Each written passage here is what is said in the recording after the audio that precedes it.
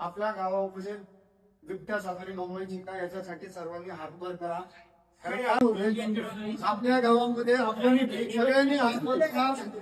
आपल्या गावामध्ये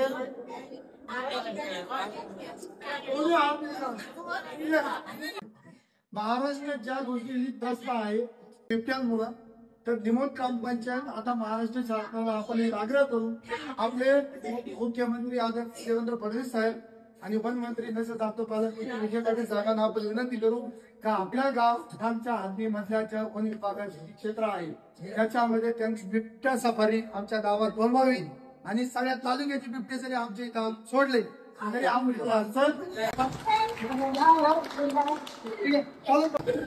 विचार असा आहे, जर आपण बिबट्या सफारी बनवली, आपल्या गावाला शासनाने जर मान्यता दिली, तर आपल्या गावामध्ये जे शासन मालकीचं वन विभागाची जी जमीन आहे 250 एकरची, त्याच्यामध्ये ते वॉल कंपाऊंड करावं। त्यांनी पूर्ण उंच 50 फुटाचं त्याच्यावरून वन्यजीवांना त्यांनी आणून सोडावं। जे बरेचसे प्रॉब्लेम आहेत आपल्याकडं की बरेच लोक म्हणतात की आमच्याकडे ते गोरे काय करायचे, गोऱ्यांचा प्रश्न आपण सॉल्व्ह करू। आपल्याकडे नाही खाद्य तर लागेलच ना।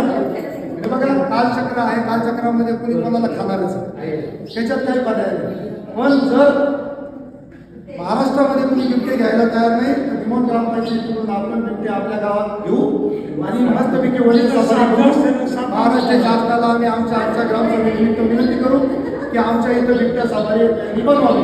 बरोबर, धन्यवाद।